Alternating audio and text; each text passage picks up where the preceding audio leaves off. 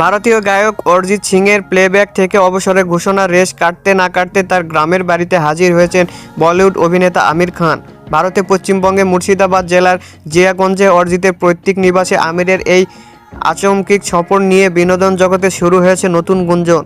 স্থানীয় সূত্রে জানা গেছে, গত রোববার রাতে জিয়াগঞ্জের নিয়ালিয়া পাড়ায় অরিজিতের বাড়িতে পৌঁছান আমির খান।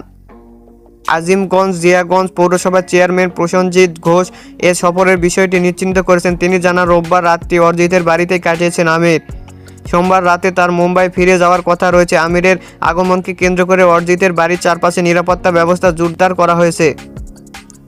সোশ্যাল মিডিয়া ছড়িয়ে পড়া বিভিন্ন ভিডিও ছবিতে দেখা গেছে, কড়া নিরাপত্তার মধ্যেও অরিজিতের বাড়ির সাথে হাসি মুখে ঘুরে উড়াচ্ছেন আমির খান।